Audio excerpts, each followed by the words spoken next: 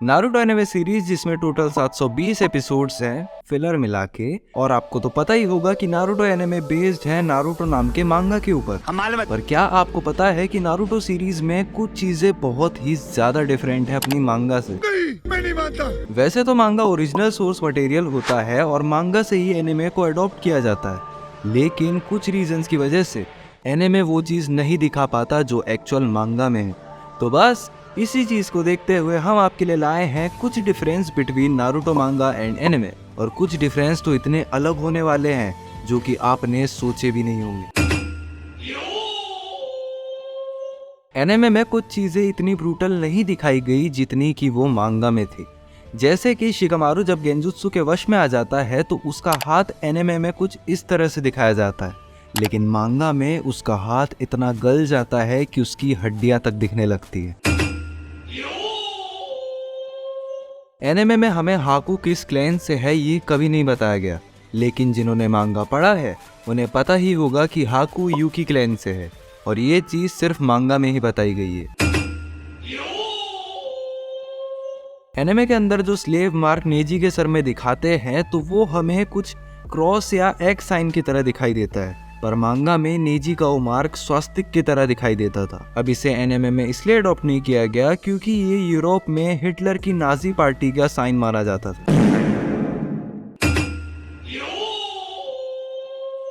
आपको काकाशी की बेल वाली एग्जाम तो याद ही होगी, जहां पर सास्के की हालत बहुत खराब हो रखी थी, पर मांगा में इसको और भी डार्क दिखाया गया है, जहां पर सास्के की एक आंख में कुनाएं घुसी हुई है और राइट लेग पूरी तरह मुड़ गया है। और आपको ये सीन तो याद ही होगा, हाँ इसे मीम भी कह सकते हैं, जहां पर ओरोचिमारू 3 कॉफिन निकालता है पर थर्ड होकागे थर्ड कॉफिन को आने ही नहीं देता। पर मांगा में ओरोचिमारू सिर्फ 2 ही कॉफिन निकालता है और थर्ड की तो बात ही नहीं होती। एनिमे में हमें टेंटेन और तिमारी की फाइट बहुत ही एक्शन के साथ दिखाई गई, पर मांगा में इनकी फाइट कभी हुई ही नहीं थी। वैसे भी मांगा में फाइट हो भी जाती तो मुझे नहीं लगता कि रिजल्ट कुछ खास होता। और ये तो आपको पता ही नहीं होगा कि आसुमा की डेथ के बाद शिकामारू भी सिगरेट पीने लगा था, लेकिन ये चीज को एनिमे में सेंसर कर दिया गया बिकॉज शिकामारू उस टाइम अंडर एज था और नारुतो की मैक्सिमम ऑडियंस भी।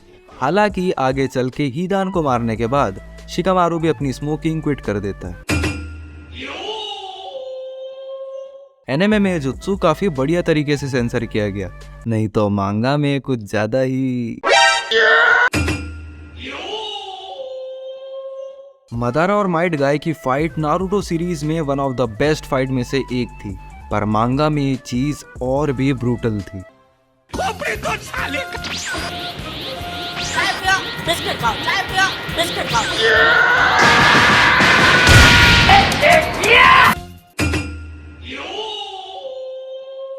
Fourth grade Ninja war over होने के बाद जब नारुतो कुरुमा के पास जाता है तो कुरुमा उससे एम्बेरेस्ड हो जाता है, पर मांगा में वो नारुतो को मालूम ना दिखा देता है। तो एनिमे और मांगा का डिफरेंस यहीं पे समाप्त होता है। आपको कौन सा पार्ट अच्छा लगा कमेंट्स में जरूर बताना। तो वीडियो पसंद आई हो तो लाइक करना, शेयर करना। मिलते हैं अगले वीडियो में, तब तक के लिए